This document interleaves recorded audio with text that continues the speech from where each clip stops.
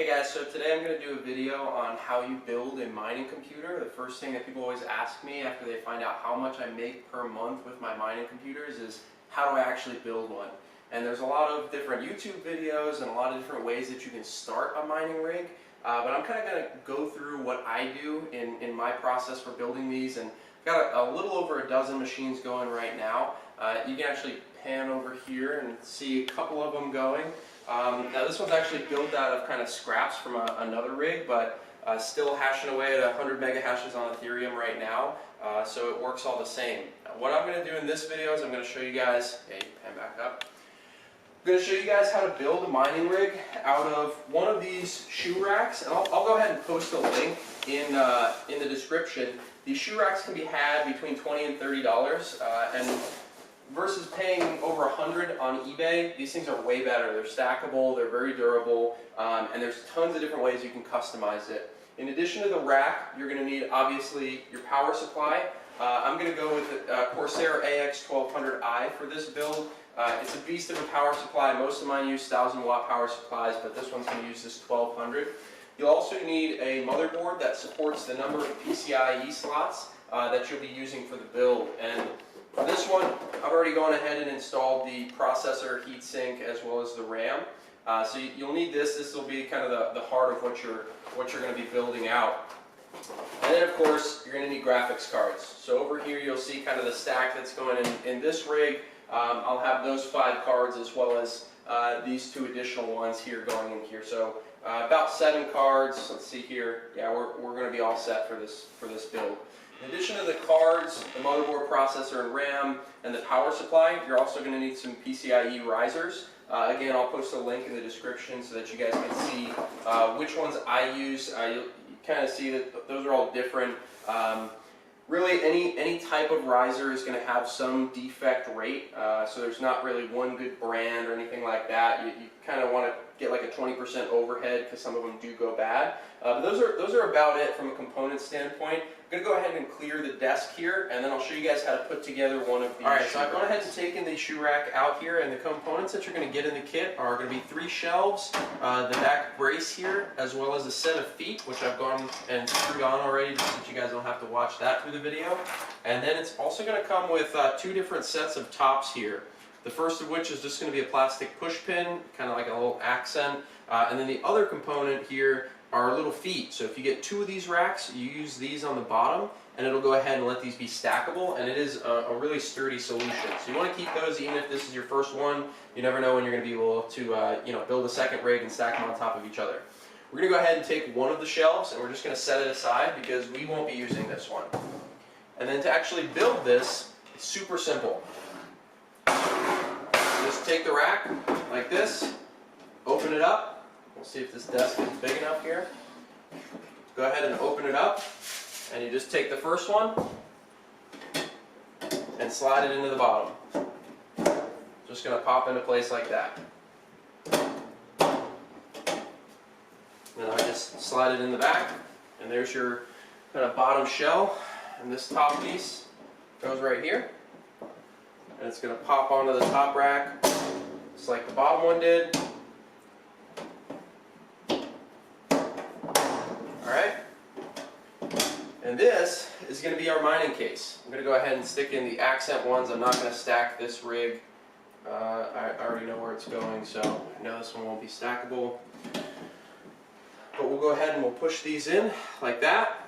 And now we have the basis for our rig. And if you guys can't see it quite yet, I'll show you how this is going to look. I'm going to take our graphics cards. We're going to install the power supply right here. We're going to install the motherboard right here. And then we're going to take our graphics cards and we're going to hang them like this. And this provides a really sturdy solution as these are pretty heavy. I think this is probably one of the bigger cards on the market. It's like 2.5 slots wide. This is a Zotac amp version of the GTX 1070. So to prep this case to start installing, we're actually going to need to take the motherboard and make a little cardboard tray here, just to ensure that there's no, the metal doesn't touch any part of the motherboard. So I'm going to go ahead and do that. I'm actually going to use the box that this thing came in and I'm just going to trace out an outline for the motherboard, cut it out, and then I'm going to put it right here, and I'll show you guys how to install next steps.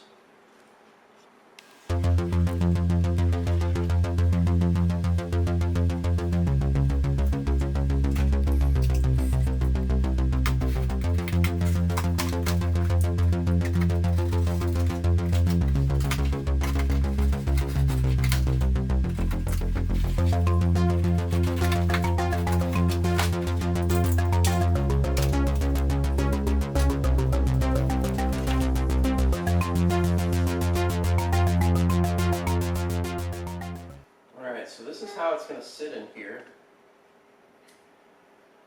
and I'm going to go ahead and get a hole punch and just punch some holes where these motherboard case screws would usually go, which will allow me some space to get some zip ties in here, or you can screw it if you'd like and use normal stand-ups, but I'm going to use just some zip ties to put it on here. Okay, so just have a normal hole punch here, single hole punch, and then I just go around and where I've marked the motherboard holes, go ahead and just make a hole. And the reason that we're doing this is we're going to kind of center this piece of cardboard underneath the motherboard, and then we'll have a nice space that doesn't conduct any electricity here for the motherboard to sit on. And you guys can use, for several builds, I've used screws. What I'm going to use here are zip ties. This is what I've done on all my latest ones for a couple of reasons. One, saves you a lot of time, and any additional hours that your rig can be up and running, then you're obviously making more money. And then two, these are really easy to just take off and put new ones on if you need to rearrange your board, or if you want to kind of reconfigure how you've got your box set up.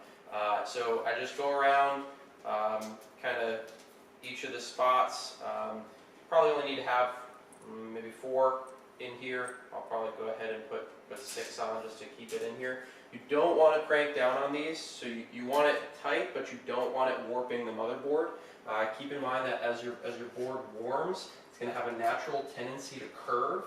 So if you've ever seen like used motherboards on Craigslist or eBay, and you notice that they're kind of curved or they got a warp in them, it's because either somebody cranked down on them or they were run outside of a case without this type of tension to keep it flat. So higher end motherboards like this Z270 board, probably you could run it and it would be fine, just because it's a thicker motherboard, but some of the less expensive ones will work like that. So just go around. Again, you don't want to crank down on it. You just want to kind of snug it up. And in just a couple of seconds here, you've got the heart of your mining computer all set up. Now, in terms of specs, you can use any motherboard. You can also use any processor. Most of the ones that are going to support any of the newer stuff, the lowest end processor you get is going to be some sort of 65-watt dual-core chip. In AMD, you'll get something like this quad-core Athlon, which I think I got these for maybe 40 or 50 bucks each, which is pretty inexpensive. And you want to try and get a motherboard that's got as many PCI Express slots as possible. So these ones here, 1X or 16X, as many as possible. Now I've added on a couple of additional ones into the M.2 slot. You don't need to do that, but it just allows this board to run 9 cards if I wanted it to. So I've gone ahead and trimmed that up. The next thing I'm going to install is the power supply. Now for your power supply, again, you can use any type of power supply you want. For any big rig like this one, you're going to want at least 1,000 watts. Or you can use kind of a feeder power supply, 400 watts or so, just for the motherboard. And then you can get a larger one and piggyback it. I'll do another video in the future on how to do that. For this video, we're going to keep it simple with one large power supply. And I'm going to mount it like this. So you got a couple of options. Either you can take off this fan guard on the bottom and run screws directly into it, which I've done on several occasions. Or you can go ahead and just get some larger zip ties and zip tie it to the base here. This is a heavier power supply. I'm going to secure it with some zip ties rather than just screw it onto this kind of thin metal. So I'll go ahead and do that, and then we'll come back to the video once I've got it secure and talk about kind of the next steps, how to wire this thing, and then the exciting part, putting in all graphics cards.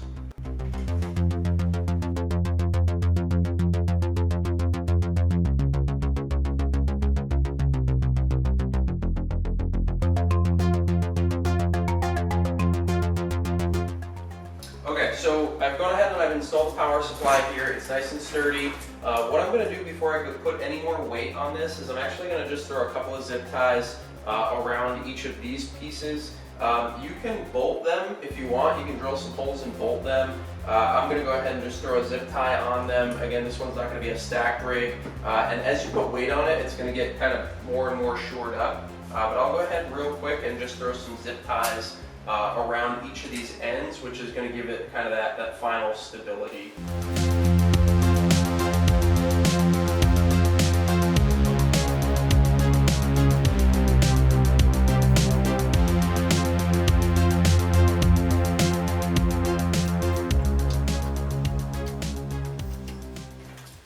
Okay, now that I've got the rig pretty much shored up how I want it, I'm going to go ahead and start making some of these connections. The first thing I always connect on these motherboards are the 24 pin. So I'm going to go ahead and just lie that over here and gently press it in. Now, since you're not building in a normal computer case, you want to be very careful of how you're pushing connectors into the motherboard. You don't want to flex the motherboard at all. Though these modern motherboards can withstand a little bit more abuse than older ones, you still want to be pretty careful. Again, it's not overly delicate, but don't go really hammering in on it. So you're going to need your 8-pin CPU as well as your 24-pin. The way I like to wire these is just to put them over here on the side, and then I'll generally just throw a zip tie in them to keep it down low to the case. And the reason for that is you want to have as much overhead room for the graphics cards as possible. So general rule of thumb when zip tying cables like this, never pull on them, and you don't want it to be overly tight. The intent is just to get these cables to lie where you want them. So you don't want to be kind of pulling on these ends, because over time as they heat up, potential for them loosening up increases. So I'll just go ahead and throw a couple in here just to get this to lay down flat for me. All right. And now we're actually at a point where we can start thinking about the graphics cards. There's one additional thing that I like to add on my machines. I'll put a link to these in the description. This is an interrupt switch. It's essentially just a power switch. On a lot of my rigs I don't have them, but most of them I do try and put one on. You can use like a screwdriver or any type of metal object and just short the power connection over here, and that's going to turn it on. And you're not going to hurt anything by doing that, because it's essentially just using one of these, but as a screwdriver or a knife or whatever you want to use. Generally, when you look at these front panel connectors, and I know you're not going to be able to see it on the video, the top right two connectors on a front panel are going to be your power connectors. So you're going to be missing one pin. Essentially, the two connectors right next to that missing one pin are generally your power connections. Now, obviously, the best way to do this is just to look at your motherboard, which is going to have the direct pin out. But again, I've built hundreds of computers, and most of them are like this, outside of OEM Dells and stuff like that. So I'll go ahead and mount this once I've got everything connected. I think I'll probably just put it like right there maybe. But I want to hang the graphics cards first. Alright, so the first one, of course, that I'm going to pick out of the stack is this 1080 Ti, just because it's a beast and I want to install it. The way that I do these, I take the PCIe riser like that, and I'll go ahead and just put it on the card first, and then hanging the card, I'll just mock it up like this, look at my clearances, make sure nothing's going to touch, and then go ahead and get my zip ties. Now if you are going to use just zip ties instead of screwing it to the metal here, you definitely want to make sure that you've got good quality zip ties. Again, I'll include a link to the ones that I use in the description. You've got a $700, $800 card right here. strung up by a 2-cent zip tie. So make sure you get good quality ones. The way I do this, just thread it through the eyelet like that. And then you're just gonna, kind of like you're sewing it onto the machine here. Go ahead and push it through. And as long as you're not jostling the machine around too much, this is gonna be fine. Like I said, I've got probably 10 to 15 rigs all set up like this so far, as well as countless others that I've built for other people like this. But I'll go ahead and I'll do one for the eyelet, and then I'll do a second one here, just as if it was installed inside a computer case. You want to make sure that this tongue is also strung in. So go ahead and I'm going to string it down one side like that, wrap it around, same side over here, just like that, and then I'm going to go ahead and string it through.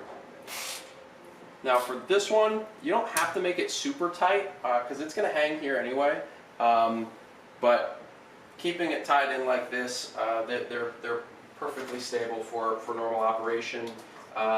And then I go ahead and just trim it. For some of these heavier cards, like this looks like plastic, this is actually metal. I'll go ahead and I'll string on a second one, just as kind of a secondary insurance here.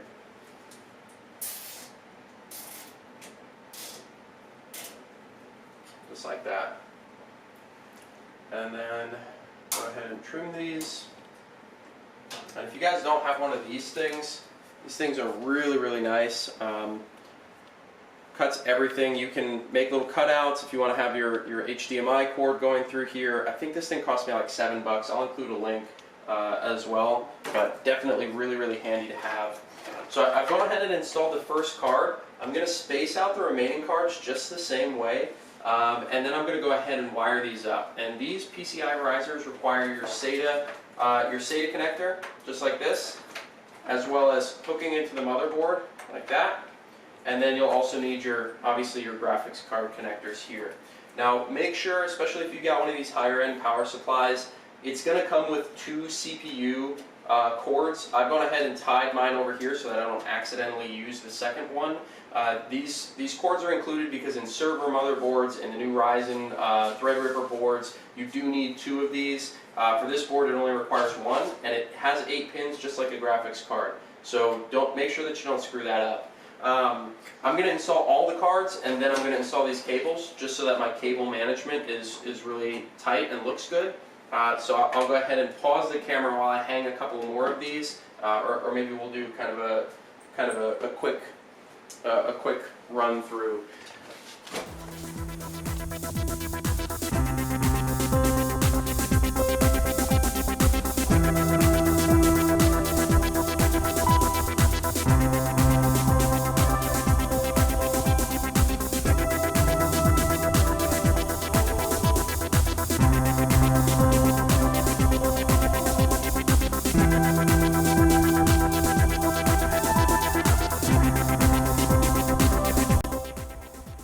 So now you've got 3 things that you need to hook up. Essentially, you're going to need to power the card itself, and that's going to come from these 8-pin connectors.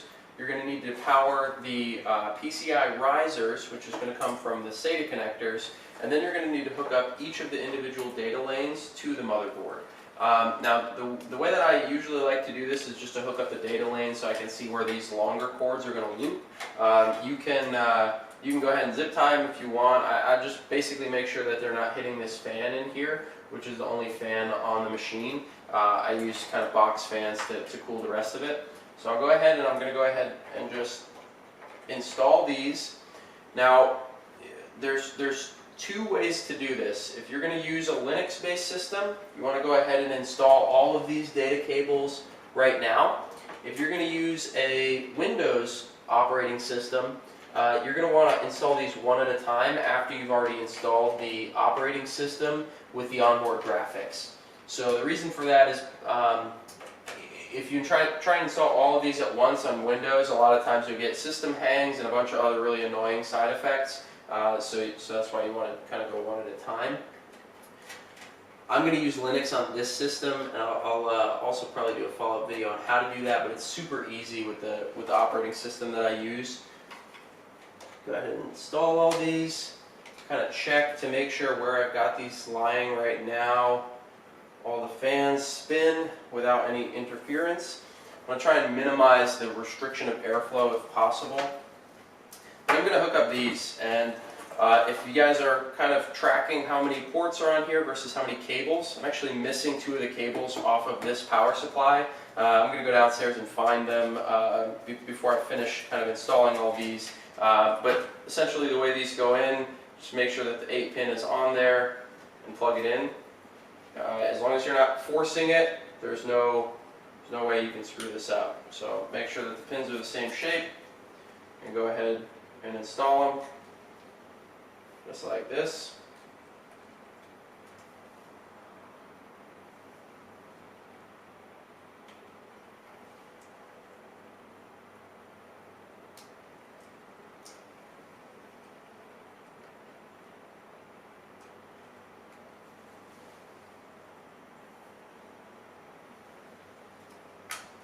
Okay. Again, just as you go, make sure that nothing is touching the fan or getting snagged on any of the other components. Your cables should be tidy but loose and not taut in any location.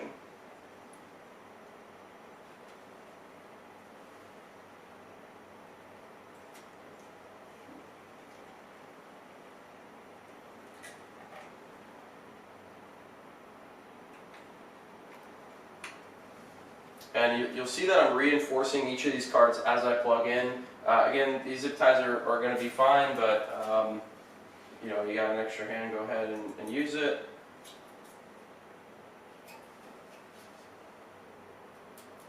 Get an extra one on this card. Now you guys will see that I've got a bunch of different types of, or rather brands of graphics cards here.